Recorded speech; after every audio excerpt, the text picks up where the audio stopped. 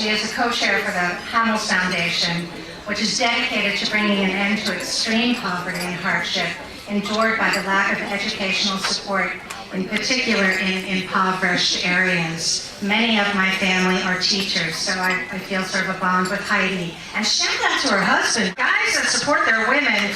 Awesome. Thank you, Cole. Have a nice evening. You're wrong for showing up today. We are really blessed to have her and Cole here in Philadelphia. Another championship season opens tomorrow. But today, Heidi is all ours. So welcome to the stage, the lovely Heidi Hamels.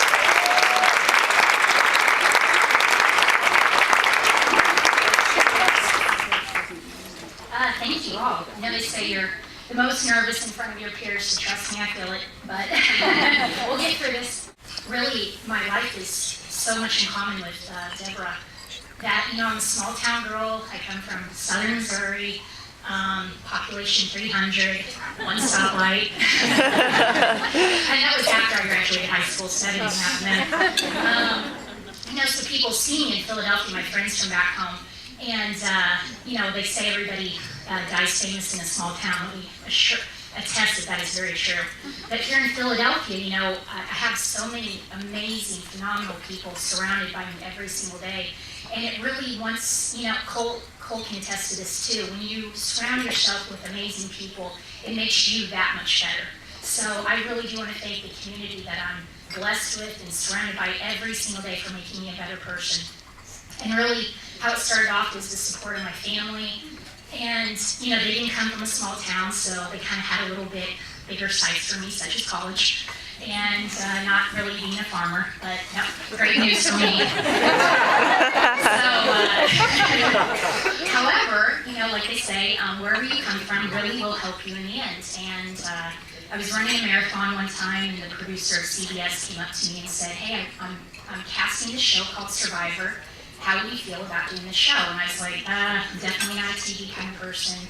I just kind of want to do my own thing, whatever. And then The Amazing Race came out a year later. So I signed up for The Amazing Race with my grandfather, who was 80 years old at the time. And they didn't think he could make it. They thought he was going to have a heart attack on the show.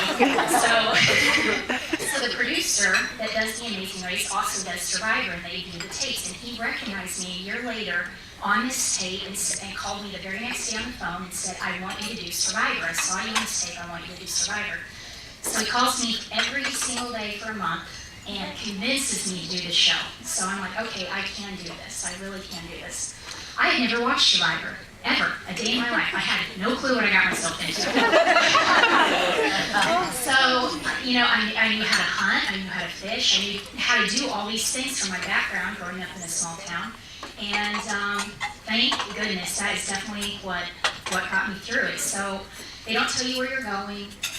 I'm on a plane, and the captain says, if everybody looks down to the left of the plane, you'll see this beautiful black island. And I was like, okay, we're looking down. I get very sick in planes. I'm like doing one of these. I'm like, okay, good, I saw it. And he's like, actually, it's anaconda mating season, and that black island down there is a bunch of over 60 anacondas wrapped around themselves. And you can see it from the sky. I'm 23 years old, and I'm like, what the did I get myself? So we land in the Amazon. Once again, I have no clue where we're at. They tell us. And within 24 hours, they put us up in a tree house. You've got monkeys jumping on you. You have tarantulas literally living in your room with you. Snakes everywhere, poison dart frogs. You couldn't speak for 2 weeks before the show, and you couldn't speak for 2 weeks during the actual casting of the show. So here I'd gone a month without even being able to speak to somebody. You really kind of start, mentally losing it.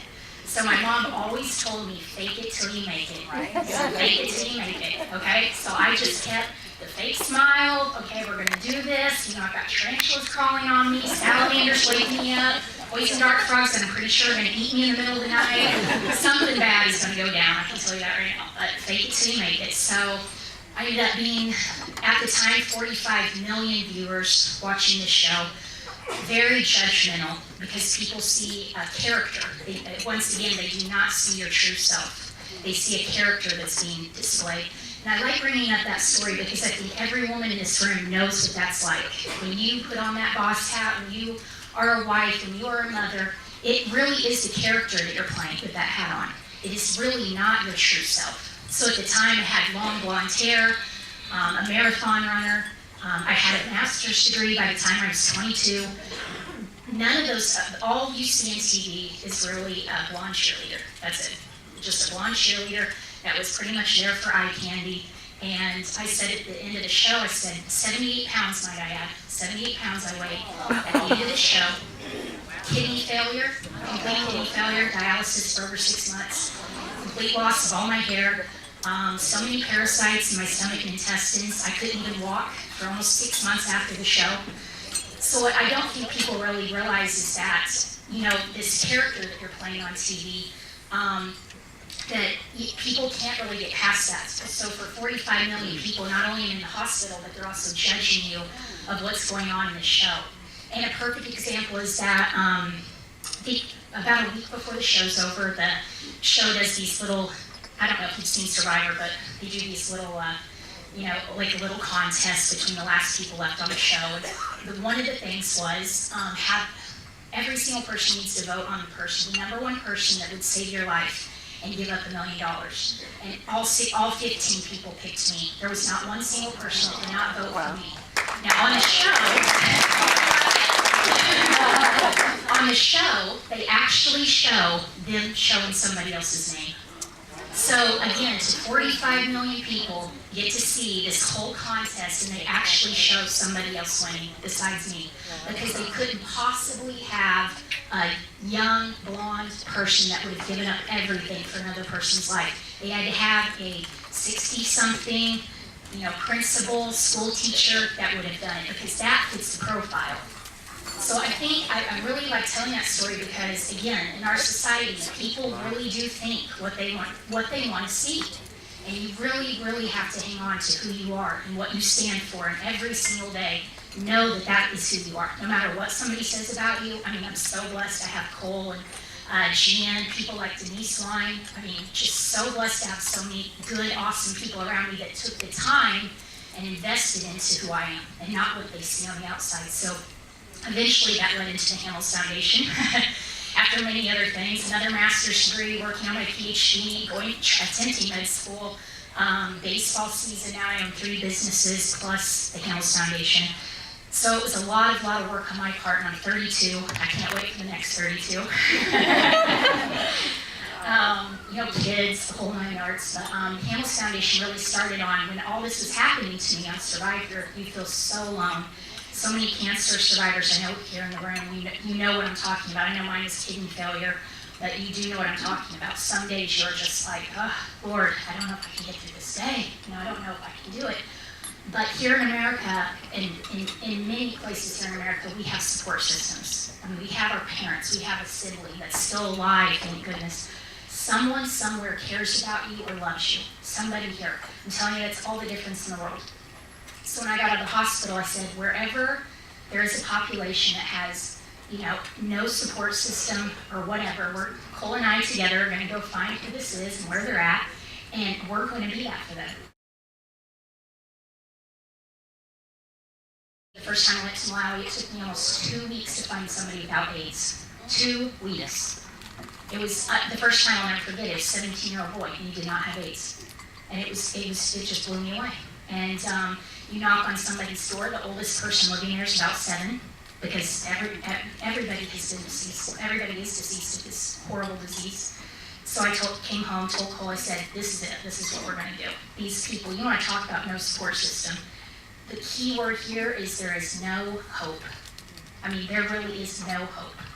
So now, thank goodness, 5 years later, I can sit here and say that we're building Madonna actually is building a school in the north, and we're building a school in the south that takes in over 2,700 orphaned kids. It is actually through women empowerment that you can rise a country out of poverty.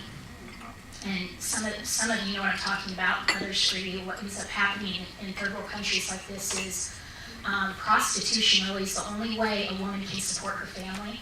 So hence why the AIDS, HIV situation happens. I have to tell you, I've seen how this goes down, and we can all sit here and be like, oh my gosh, I can't believe that. I would never do something like that. I'm telling you right now, if I had 7 kids, I'd be in prostitution. I mean, that is how those kids survive. So it's very easy again to judge, but putting ourselves in their shoes, I mean, you mothers, you know what I'm talking about. Whatever it would take for that kid to eat that night is probably what's going to happen.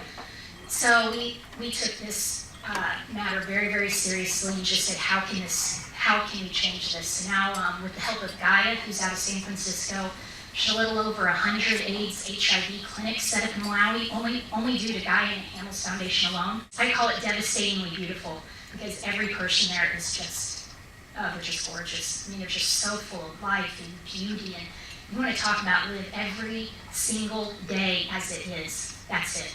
I mean, they don't take anything for granted. We go into their homes, they give us all their food. I mean, it's beautiful. It's just so overwhelming. So, I know if I want to leave you here with one message, it is just that, is that it is about living every second for what it is. It is about that one act of kindness that has such a huge ripple in the world. Here it is in Africa, clear across the world. And we are all brothers and sisters of those people.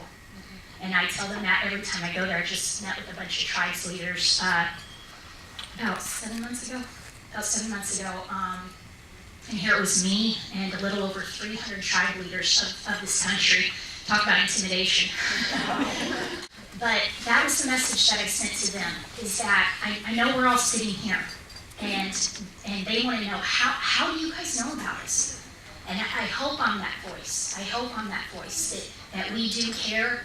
It goes further than that. After Cole won the World Series, with the support of you, all of you, and what Philadelphia has helped us do in Malawi, we then started more of the Hamels Foundation right here in Philadelphia, and we now give the largest grants any foundation has ever given to the Philadelphia public schools ever.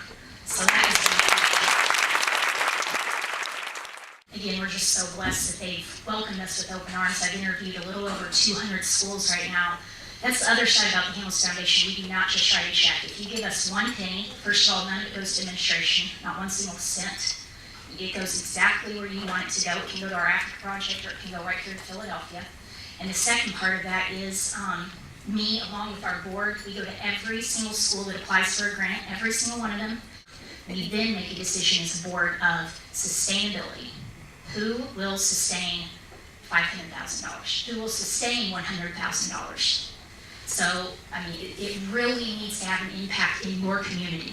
I don't want to see this money not being used next year or the year after. This thing needs to be sustainable for 10 to 50 years. If they can show that, they will get the grant. So that's a huge show.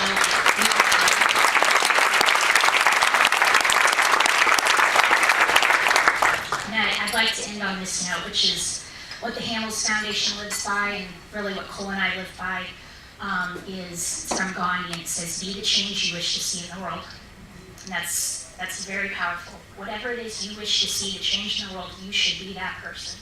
Whatever it is that you think needs to change about this world, you don't complain, you fake it till you make it, until you do it.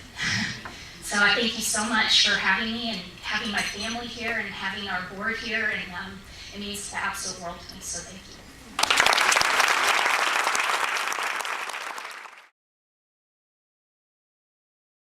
Everybody here was so generous today, Heidi, that we've raised nearly $1,500 to give to the Hamels Foundation. So, thanks everybody.